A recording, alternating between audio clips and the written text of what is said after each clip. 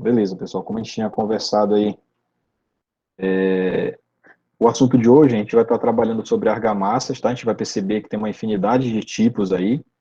Talvez na nossa cabeça aí, quando a gente começa a falar de argamassa, principal que a gente já imagina é a argamassa feita com cimento, tá bom?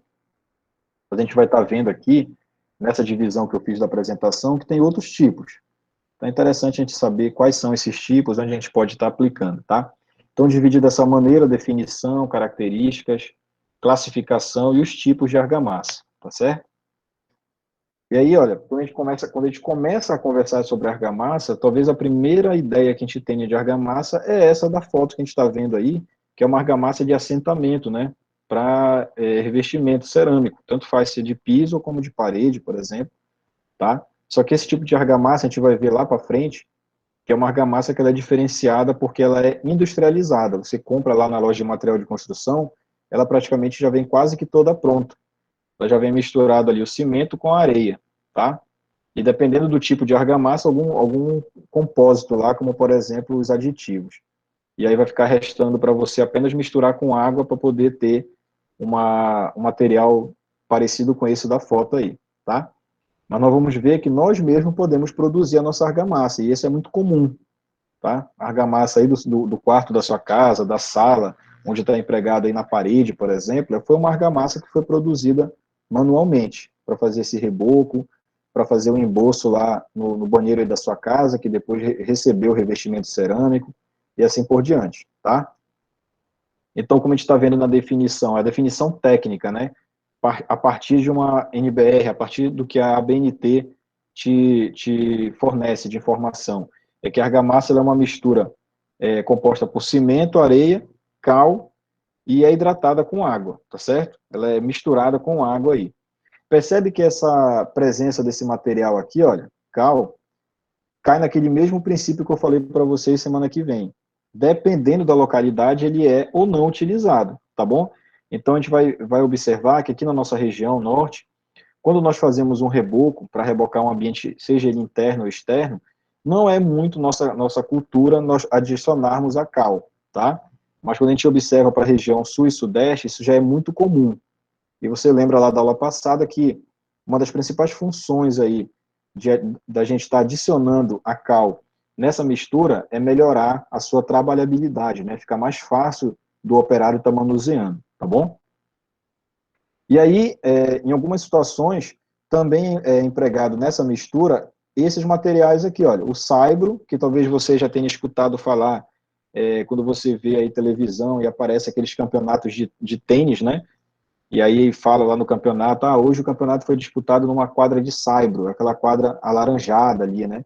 E aí tem esse tipo de quadra, tem quadra de grama, e aí esse saibro, ele é bem parecido com uma argila, tanto que se você for observar, olha, o saibro, ele está aqui, olha, sendo informado que ele pode ser misturado nessa composição, o saibro, o barro, que é uma argila, e o caulim, que também é outro tipo de argila, tá?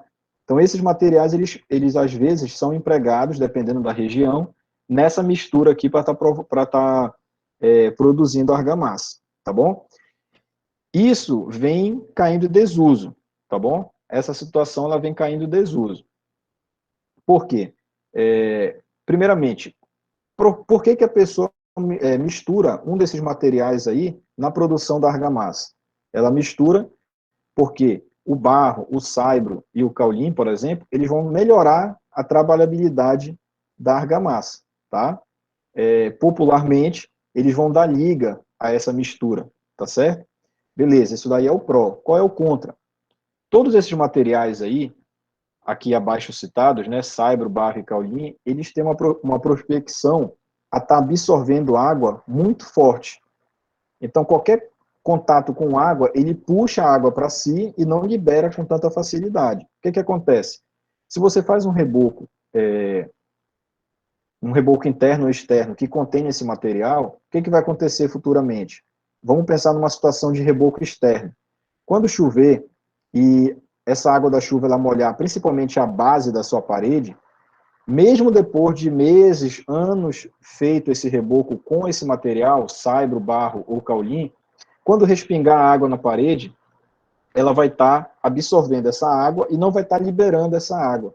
É por isso que nós vemos, a gente observa às vezes as paredes com essa base toda cheia de limo, cheia de lodo, né, cheia de mofo, porque essa água que ficou aprisionada ali, ela provoca isso, beleza? Então, com relação à característica aqui, o que que a argamassa vai estar te proporcionando quando você faz a aplicação dela? Então, você vai poder estar fazendo aí assentamento de tijolo, tá? É aquela argamassa que vai entre uma fiada e outra de tijolo, blocos, azulejos, cerâmicas, tacos, ladrilhos, tá? Tudo isso daí são tipos de revestimento. Revestimento de parede, piso e teto. Impermeabilização, você pode impermeabilizar um ambiente utilizando argamassa, vou já te mostrar como. E você pode regularizar a superfície. Buracos, ondulações, desníveis. Agora, muito cuidado, tá? Isso daí vocês devem, não sei se vocês seguem nas redes sociais de vocês, alguma página.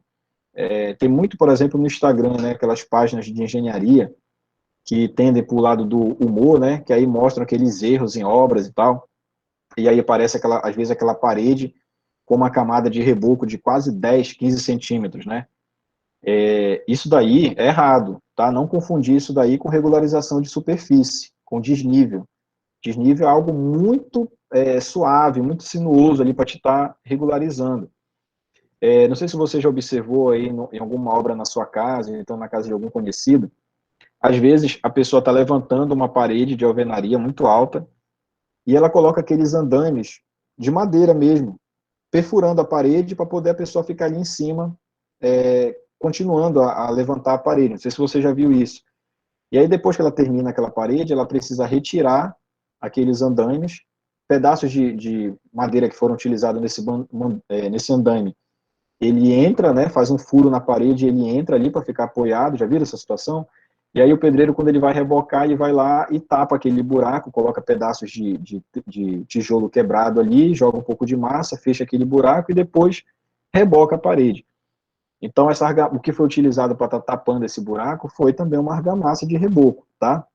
Então, não confundir essas situações com situações de erro, né? Onde o cara faz ali uma parede de algum ambiente, sala, quarto, cozinha, fora do esquadro, e precisa estar rebocando de uma maneira um pouco mais grosseira, né? Para poder estar regularizando, tá bom? Então, diferenciem essas coisas aí, tá? Olha aqui alguns exemplos, né? Assentamento de alvenaria. Então, percebe que a argamassa ela foi feita aqui, tá? Essa argamassa ela está sendo colocada aqui para assentar essas fiadas de alvenaria, tá bom? Aqui uma foto, né, de um reboco, tá? Como é que você consegue identificar que isso daqui é um reboco? É um reboco porque ele está utilizando uma desempenadeira aqui, ó, para estar deixando essa superfície lisa. Perceba que nessa parte aqui está mais lisa do que nessa parte aqui do canto, ó. Aqui, esse formato ainda é do emboço. Você percebe que tem algumas ranhuras, a superfície ela está um pouco mais rugosa, né? Então, ela fica dessa maneira, um emboço, para poder receber uma cerâmica, por exemplo, tá? E aqui, por último, percebe que ele está utilizando uma brocha, né, que geralmente é utilizado para pintura, mas aqui ele está utilizando para fazer uma aplicação de impermeabilização. Então, aqui nós temos argamassa, mais alguns produtos impermeabilizantes, para estar impermeabilizando uma área como essa. Possivelmente isso daqui seja uma laje, tá bom? E aí, algumas características aqui, inclusive são nomes técnicos, né, que você tem que observar, referentes aí à utilização da argamassa, tá? Então, o que a argamassa ela tem que te proporcionar quando você faz a aplicação desse material aí? Você vai estar utilizando a argamassa para adquirir resistência mecânica, tá certo? Para adquirir compacidade, impermeabilidade, constância de volume, aderência e durabilidade. Eu vou explicar cada um desses daqui. Todos esses termos que vocês estão vendo aqui são termos técnicos, tá certo? São termos técnicos. O que é que acontece? Esses termos técnicos aí, eles têm que ser observados e tem que ser seguido a regra, a risca, melhor dizendo, para que você obtenha o máximo possível de benfeitoria da argamassa. Então, por exemplo, a resistência mecânica nada mais é do que esse seu reboco, esse seu embolso que você fez, ele ser resistente a impactos de compressão, por exemplo, tá? Então, você percebe aqui na imagem, olha, um reboco completamente comprometido, todo rachado aqui, a parte da alvenaria já exposta, então você percebe que aqui a situação é bem crítica, né? Porque não atingiu apenas o reboco, atingiu também a alvenaria, você já deve ter visto situação semelhante a essa lá na disciplina de patologia, acredito eu, tá? Então, o que é que acontece?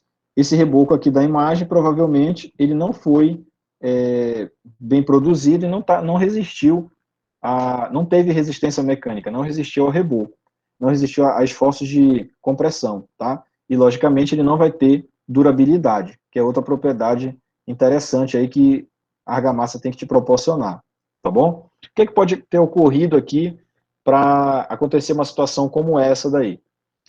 Uma das principais é você produzir uma argamassa de reboco fraca, que não tem uma quantidade de cimento suficiente. Ele tem uma quantidade exagerada de areia e uma quantidade de cimento insuficiente. Ou você tenha colocado uma quantidade de água além do necessário, tornando essa argamassa muito frágil. Tá? Isso daí é um dos motivos. Outro é a própria movimentação do solo, né? Recalque diferencial, que a gente já viu isso daí, pode provocar essas trincas também. Tá? Um esforço além do esperado, né? Na estrutura dessa alvenaria aí, tá bom? Que pode ser transmitido através das vigas, dos pilares, e aí provocou uma situação como essa também, tá certo? Ou então, até mesmo, uma retração inesperada, né? Quando, por exemplo, essa argamassa aqui, ela perde a questão da umidade muito rápida, ela desidrata muito rápida, isso daí provoca trincas, e aí, com o passar do tempo, com a movimentação aí dos esforços, pode estar provocando situações parecidas com essa daqui, tá bom? Compacidade tem muito a ver com uma propriedade que a gente encontra lá na areia, tá? Lá em obras geotécnicas a gente viu isso, compacidade é relacionada à areia, consistência é relacionada à argila. Então a compacidade é uma situação que a gente vai estar observando aí, para que quando você faça uma argamassa, ela tenha principalmente impermeabilidade, logicamente, depois desse material estar seco, né, não é na hora da mistura. Então, a impermeabilidade de uma argamassa, ela só vai ter efeito se você também tiver compacidade, tá? E essa compacidade é principalmente a expulsão de vazios, tá? Quanto menor for essa quantidade de vazios, melhor vai ser a qualidade da sua argamassa, tá? Se você retira esses vazios, se você faz uma argamassa que expulsa esses vazios aí, né, você tem uma durabilidade maior desse reboco, dessa argamassa, melhor dizendo, você vai ter também uma impermeabilidade também satisfatória, tá? Não é interessante que, por exemplo, se tiver uma situação de chuva, onde molhe toda uma parede externa da sua casa, não é interessante que essa água que molhou a parede por fora, ela penetre para dentro da casa, através do próprio reboco, sem ter trinca, sem ter nenhum tipo de furo que faça isso, né? Apenas pelo reboco, atravessar o reboco externo, a alvenaria e o reboco interno. Então, essa situação jamais pode acontecer, tá? Se acontecer, é porque provavelmente o seu reboco está muito poroso, tá? Ele tem uma quantidade de vazios muito alta, e se ele tem uma quantidade de vazios muito alta, a tua impermeabilidade ela cai. Então, o teu reboco ele fica muito permeável, tá bom? Então, muita atenção com relação a isso daí. Como é que te faz para expulsar esses vazios de uma argamassa de reboco, por exemplo? É justamente no momento que o operário ele lança esse material na parede. Quando ele aplica com a colher de pedreiro na parede esse reboco, e depois quando ele vai estar fazendo todo o trabalho lá de estar sarrafiando essa parede, depois de estar utilizando a desempenadeira para estar apertando, né, essa argamassa contra a alvenaria, porque ele não apenas alisa a parede para ficar com um acabamento mais fino, mas também naquele momento que ele faz rotacional ali com a desempenadeira, ele vai estar pressionando aquela argamassa contra a alvenaria, tá bom? Então aqui, ó, por exemplo, nós temos um exemplo aqui de um banheiro, fica bem fácil de identificar, né, pelo basculante, pelo balancim, também pelas as esperas aí de instalação hidráulica, né, de água fria aí. Então, o que é que acontece nessa situação? Você percebe que a parede, ela já foi previamente revestida, né, com emboço. Ah, como é que eu sei que isso aqui é um emboço? Observe aqui a parede toda cheia de ranhuras, né? Provavelmente foi utilizada uma areia grossa aqui, de média a grossa. E aí, o que está sendo feito aqui? O operário está fazendo agora uma impermeabilização, tá? Ele pode fazer diretamente com um material impermeabilizante, que é vendido parecido com como é vendido as tintas, né? Em latões e tal. Só que às vezes o que é que acontece? Esse impermeabilizante que é vendido dessa maneira, ele é vendido na cor branca ou preta, né? E às vezes, dependendo da situação, não fica muito indicado você utilizar dessa maneira, porque depois você vai estar aplicando um outro material, principalmente quando depois disso você quer pintar a sua casa, você gasta um pouco mais de tinta, né? Acontece muito isso em regiões externas. Se você for observar pelas ruas aí, você vai ver que tem muitas paredes, às vezes, principalmente de prédio, né? Prédio assim pequeno, de 3, 4 andares, que a lateral externa do prédio ela é toda preta, toda pintada de preto, né? Na verdade, aquilo não é uma tinta, aquilo ali é um impermeabilizante. E aí o cara aplica esse impermeabilizante e não aplica mais uma tinta em cima do impermeabilizante, até porque, se ele, dependendo da cor que ele for aplicar em cima, né, ele vai gastar bastante aí até conseguir retirar essa cor preta e colocar a cor que ele prefere, entendeu? Então, por isso que às vezes a pessoa deixa daquele jeito mesmo. E aqui nesse caso, o que é que acontece? Está sendo feita uma impermeabilização com argamassa mesmo, tá? Você percebe pela coloração aqui, um cinza claro, né? E foi utilizado aqui um aditivo, que é um impermeabilizante, que ele é na cor branca. Então ele foi misturado na argamassa. Quando ele é misturado nessa argamassa, a textura da argamassa ela fica um pouco mais líquida, não fica tanto pastosa como é uma argamassa de reboco, por exemplo, tá? Ela fica um pouco mais líquida, até para facilitar essa aplicação. Ele fica com aquela consistência parecida como de uma tinta mesmo. Não fica totalmente líquida, mas também não fica totalmente pastosa, né? Fica naquele meio termo ali. E aí o operário vem com uma brocha e faz a aplicação desse material, tá bom? E aí também tem uma outra situação onde essa argamassa ela é aplicada aqui em situações de reparo, tá? Isso daqui já é uma medida, não é uma medida preventiva, já é uma medida para reparo mesmo, para conserto de alguma patologia que possa ter acontecido, tá certo? Então, se você for observar, não sei se está dando para ver legal na imagem aí, mas depois quando você for ver o PDF, você vai observar que esses caminhos aqui, olha, são trincas, tá? Eram, na verdade, né? Eram trincas, tá bom? Que atingiram aqui um piso, então várias trincas aqui, ó. O que é que pode ter ocasionado essas trincas aí? Novamente, aquela questão da desidratação precoce, né? Foi lançado aqui uma argamassa de contrapiso, até mesmo um reboco, às vezes acontece esse fenômeno aí. Esse piso ele perdeu a água muito rápido, desidratou muito rápido e apareceram essas trincas. E o que é que foi feito aqui? Através desses pinos que estão sendo mostrados aqui, esses pontinhos cinza escuro aqui, né, que está parecendo preto agora, foi feita uma injeção de argamassa, uma argamassa com um teor de cimento bastante alto. Essa argamassa ela é injetada através desses pinos aqui, e aí fazem a reconstituição dessas trincas. Então, as trincas elas são reparadas, são reconstruídas, né, através dessa argamassa, através da injeção, tá? Então, ela pode ser aplicada em vários elementos aí de uma obra qualquer. Pode ser aplicado isso daqui em alvenaria, pode ser feita em piso, como a gente está vendo aqui, pode ser feita no teto, nas paredes, tá certo? Pode ser aplicado também em estrutura, como pilar, viga, tá bom? Isso daí é uma maneira, volta a repetir, né? Uma maneira de consertar, tá? Isso aí é já depois que já deu problema, uma maneira de consertar uma patologia, tá bom? E aqui, olha, uma classificação também relacionada à argamassa é o tipo de argamassa que vai ser formada a partir de um determinado aglomerante, né? Então, a gente viu lá no início que a gente pode estar utilizando a cal, assim como a gente pode estar utilizando o gesso, e aí acontece uma mistura desses dois aglomerantes aqui, ó, nesse caso aqui cimento e gesso, né? Você pode estar utilizando cimento e gesso, cal e gesso, cal e cimento. Então, você pode fazer uma mistura aí com esses três aglomerantes, tá? Logicamente, a gente sabe, a gente não pode esquecer que o cimento é o mais resistente, é o mais poderoso desses três aí, tá bom? E também nós podemos ter, toda vez que nós fazemos isso, na verdade, essa mistura, a gente não tem mais uma argamassa simples, né? A gente vai ter uma argamassa mista. Então, essas nomenclaturas é importantíssimo que você saiba do que se trata, né? Se te pedir um exemplo de uma argamassa simples, você vai dizer que é aquela que é feita com apenas um aglomerante.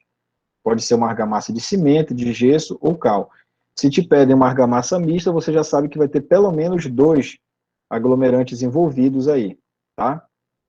E para situações onde você vai precisar de uma certa resistência, é imprescindível que nessa argamassa mista tenha o cimento, tá? Tenha o cimento. E aí fica a seu critério utilizar cal ou gesso. Você utilizando cimento e cal, você tem uma resistência bem maior do que se você utilizar cimento e gesso, tá? A função do gesso é basicamente apenas acelerar o tempo de pega, ou seja, fazer com que sua argamassa ela seque mais rápido, ela endureça mais rápido, tá bom? E aí tem uma outra classificação que é com relação à dosagem, tá? Se você, de repente, vai trabalhar com uma argamassa onde ela tem um teor, principalmente de cimento, muito baixo, você vai ter uma argamassa pobre ou magra, né? E aí isso daí vai te causar um problema, porque ela não vai ser suficiente para estar para estar preenchendo os vazios deixado pelos agregados, deixado pela areia, no nosso caso aí, de argamassa, tá? E nós vamos ter também uma argamassa considerada cheia, que é quando você tem um teor, preste bem atenção, um teor de cimento ideal, tá? Esse primeiro exemplo aqui, pobre ou magra, é quando você tem um teor de cimento baixo.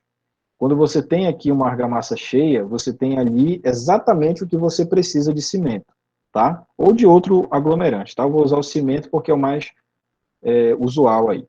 E você vai ter uma argamassa rica ou gorda quando você tem um excesso da quantidade de cimento. Esse excesso da quantidade de cimento é errado? Depende da situação, tá? Você não pode nunca exagerar na quantidade de cimento. Você recebe ali no seu projeto um traço, para cada mistura dessa aqui, você vai ter que utilizar 3 sacos de cimento. Aí o cara vai lá, utiliza 5. De qualquer maneira, sem critério nenhum. Isso aí está errado.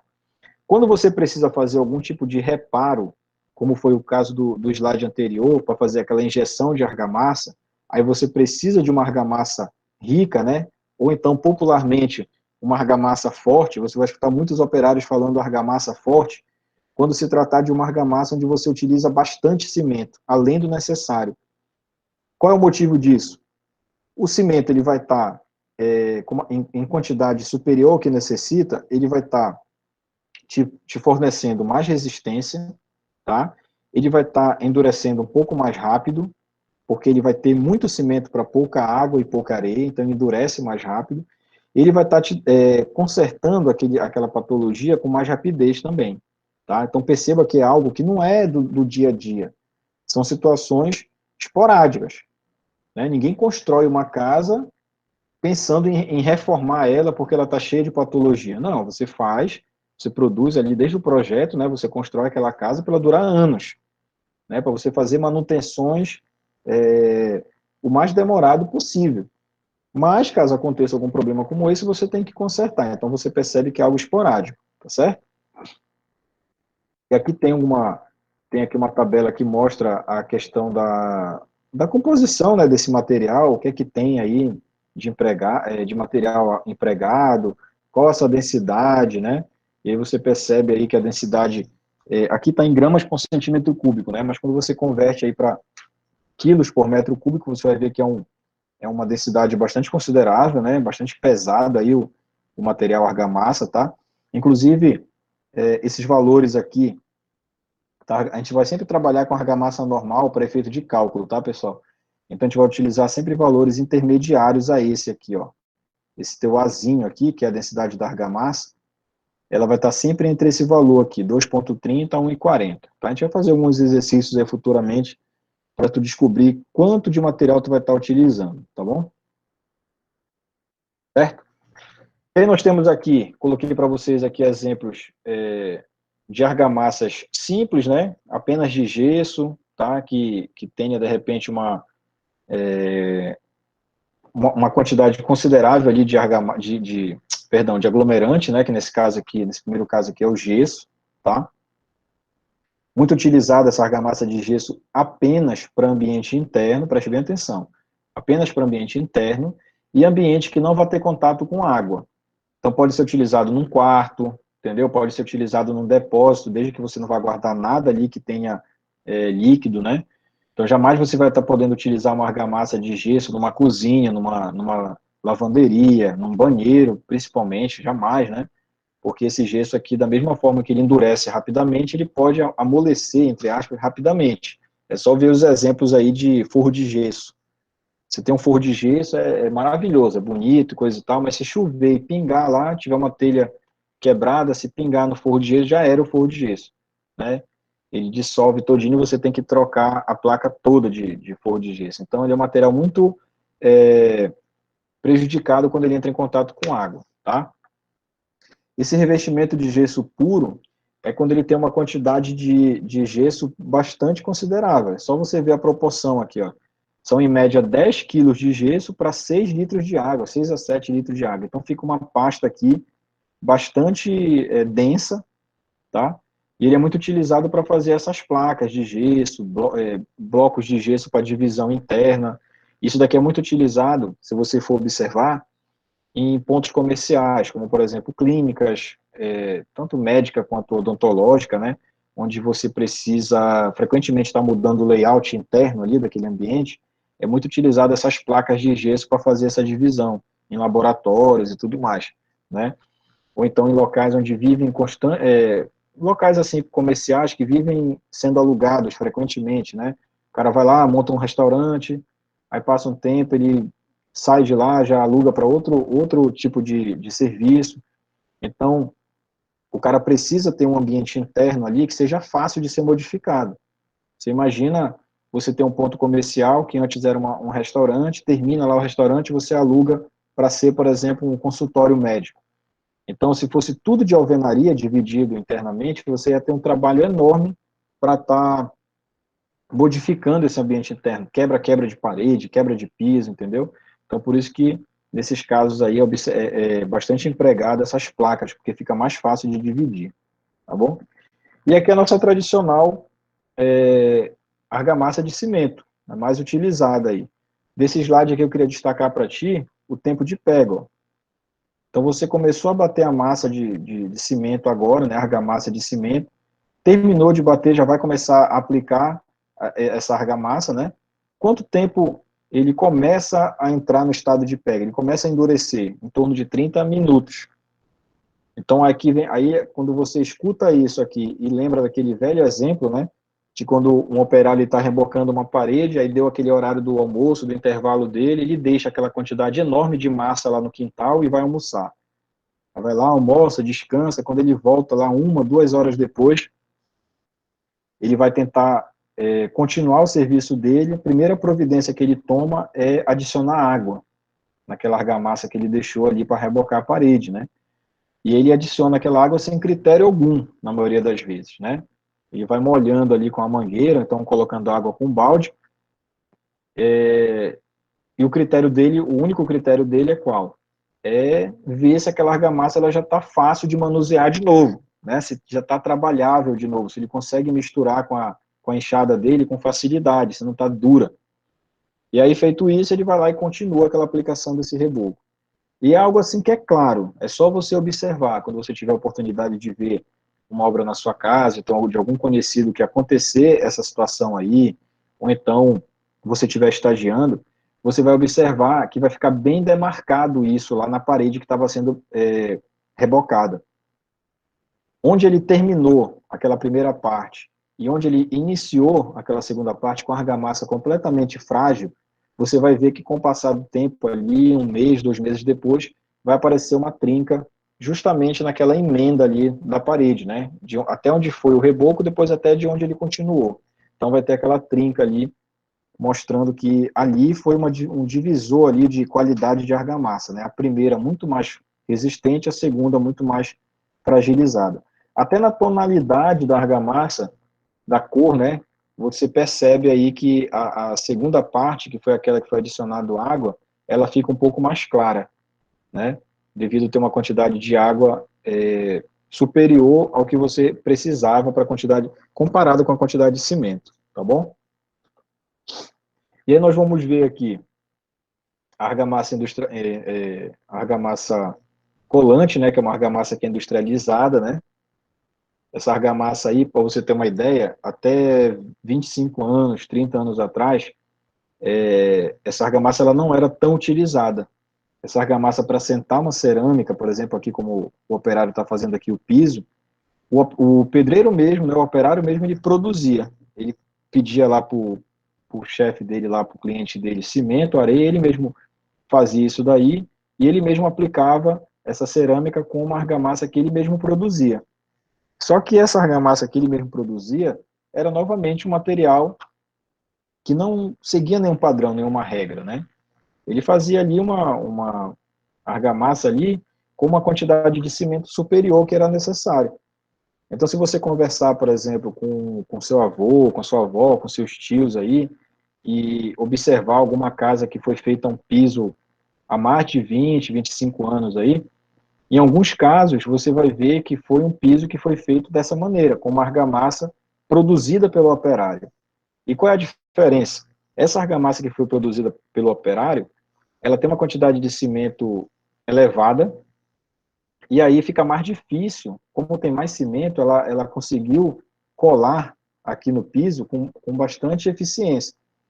E aí fica muito difícil, às vezes, de você retirar essa cerâmica antiga para trocar por uma nova. O operário ele tem um trabalho enorme para quebrar esse piso antigo aqui, devido à cerâmica ela está muito bem colada no piso.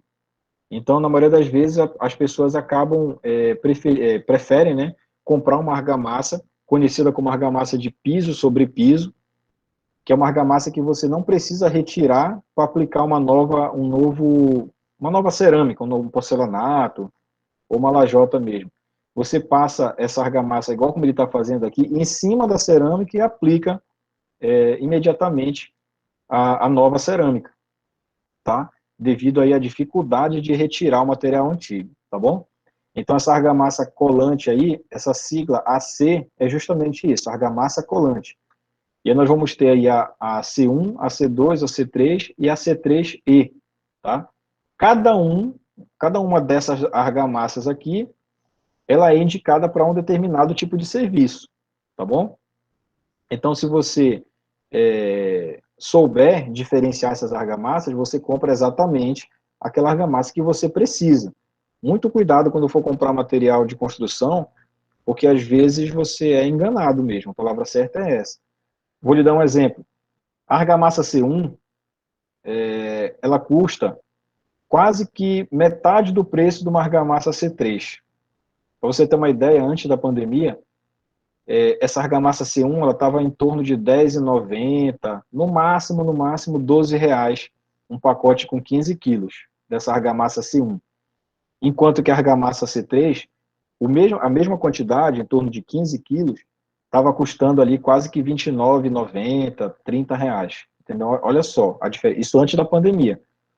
Hoje, né, com os valores aí bem mais altos, né, esse tipo de argamassa C1 aqui, melhor dizendo, essa argamassa C3, ela está quase que 3 vezes o valor dessa argamassa AC1, tá? E aí você deve estar perguntando aí, mas por que essa diferença tão grande? Logicamente, essa argamassa AC3, ela é dentre essas aqui, né, e juntamente com a C3E, ela é a mais poderosa que existe, né, com relação à resistência, com relação à aderência, com relação a ela colar mesmo, né, cola no substrato onde você vai estar aplicando, seja piso, seja parede, ela é um material mais resistente, por isso que ele é um material mais caro, tá bom? Mas você tem que observar para que cada um serve. Então, olha só, a argamassa colante, já na sua embalagem aí, ela já vem te dando algumas dicas de onde ela pode ser aplicada. Infelizmente, é cultura nossa, né? do brasileiro em geral não lê manual de instruções, não lê instruções que vêm numa embalagem, né? Ele quer o que seja mais rápido possível para ele, né? Geralmente a pessoa tem muita pressa, ela quer só comprar o material e se livrar, né? Executar.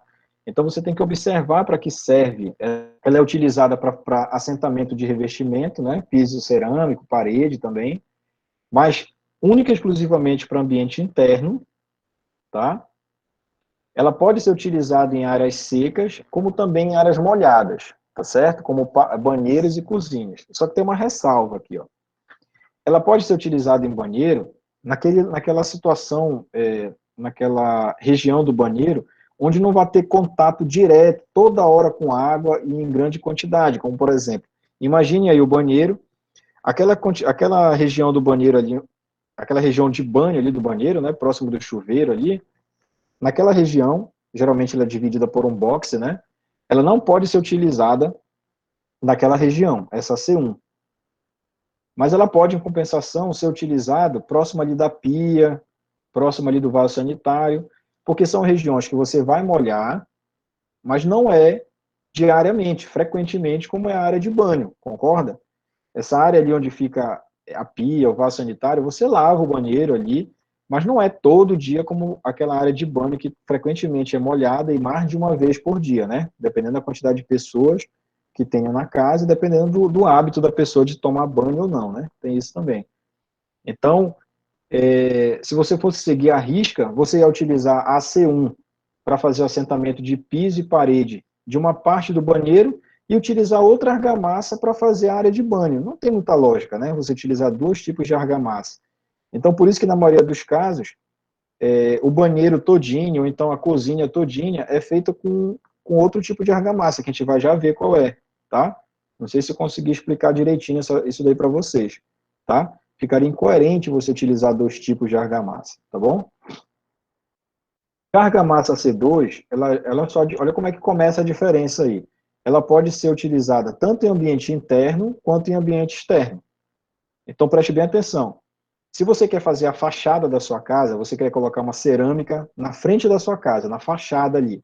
Você já percebeu que a argamassa C1 ela já está descartada. Então, se você for numa loja de material de construção, você não pode comprar a C1, mas você pode comprar a C2. Olha o que é que ele diz aqui, que pode ser utilizado em ambiente interno quanto externo.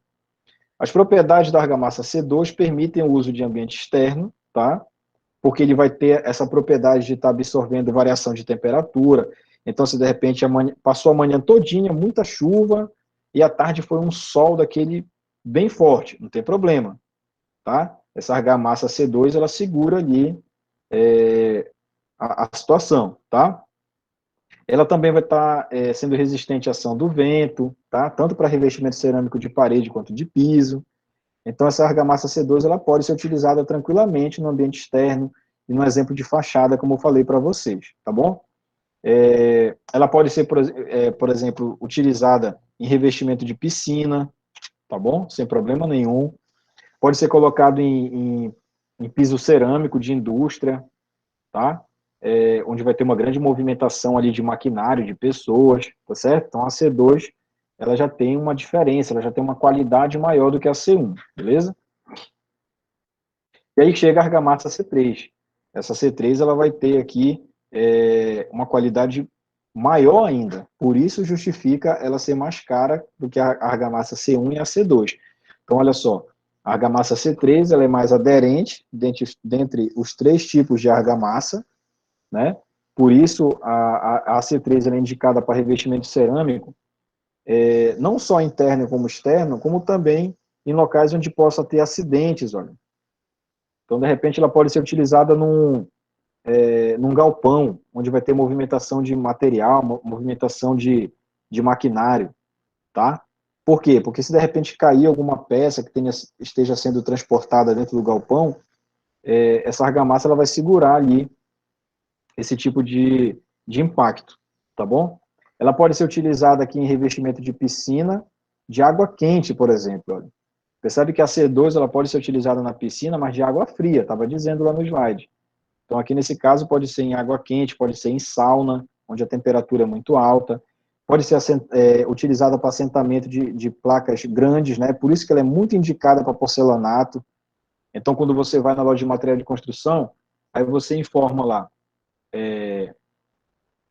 eu queria utilizar, eu vou fazer um assentamento, vou trocar o piso lá do meu quarto, e aí geralmente o vendedor lá, ele pergunta para você, mas qual é o tipo de revestimento? Eu vou colocar um porcelanato lá em casa. Aí ele vai e te indica quem? O AC3, tá? Por quê? Porque ele tem essa característica de poder assentar materiais, peças grandes, né? Placas grandes de revestimento, como por exemplo essas 60 por 60. Agora preste atenção numa situação, olha. Qual foi o ambiente que eu falei para ele lá? Eu falei para ele que era um quarto, um ambiente interno, tá? Que não vai ter contato com água. Então não serve para mim o AC1? O que você acha? Responda aí no chat aí. Resolve, o AC1 já serviria para mim. Só que ele me indica o AC3 justamente porque é um material mais caro, tá entendendo? Então tem que tomar muito cuidado com essa relação aí. Então, às vezes, o que é que muitos operários, o que é que muitos vendedores te solicitam, né, te indicam, né? Você vai lá, diz que você quer, eu queria 20 sacos de argamassa aí. Às vezes ele nem te pergunta, ele já te vende logo a C3, por dois motivos. Primeiro, lógico, custo, você vai estar levando um material bem mais caro, e logicamente, como é comércio, para ele é melhor você levar um material mais caro, né? E, segundo lugar, ele te vende um material que ele sabe que não vai causar dor de cabeça para ti e para ele. Não tem risco de repente, você levar essa C3 e voltar depois com algumas semanas com ele dizendo que tudo que o serviço que você fez lá não ficou bom por causa da argamassa. Porque se ele está te vendendo um material que ele segura todo esse tipo de situação, água de piscina quente, sauna, ambiente externo, ambiente onde vai estar batendo vento, onde vai ter variação de temperatura e tudo mais, se esse material suporta tudo isso, claro que ele suporta fazer uma troca de piso num quarto, por exemplo, onde não vai ter tanta movimentação de pessoas, de equipamento, de móveis. Deu para entender?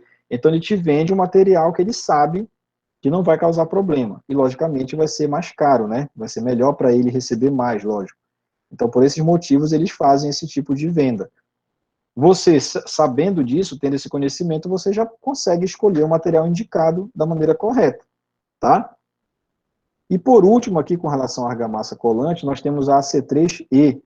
Ela é uma argamassa com todas as características da AC3, só que ela vai ter um aditivo que vai ser colocado nele, que ele vai ter um maior tempo de cura, tá? Ele vai demorar mais aí a não estragar esse material, a não entrar num período de cura aí, de secagem, né? Diferente dos demais. Mesmo que você deixe a embalagem aberta e tudo mais, você vai ter aí um tempo maior para estar utilizando esse material, sem que ele comece a endurecer e empedrar, né? A argamassa colante, igual essas aqui, né, que eu falei anteriormente, elas também endurecem com o passar do tempo, apenas com a umidade relativa do ar, igual como acontece com o cimento, tá bom? Então, aqui as nossas referências, né? Lá na nossa sala lá do Classroom, eu coloquei para vocês essa aula aqui, e também coloquei um artigo muito interessante lá, que eu queria muito que vocês fizessem uma leitura, tá bom? Porque ele faz um estudo relacionado a essas argamassas. Então, todas essas argamassas elas são bem discutidas lá, foi um trabalho bem legal que o pesquisador fez lá, né? Transformou ele num artigo, tá bom? E ficou muito interessante essa pesquisa dele lá. Seria um material complementar para você dar uma estudada. E assim, pessoal, volto a dizer, né? Quanto mais coisas você lê na internet, procurar estudar em livros e tudo mais, que agreguem ao seu conhecimento é importante. Então, esse artigo que eu coloquei lá, eu achei bem legal, não é tão longo, então resolvi colocar para vocês terem esse complemento no estudo de vocês, tá certo?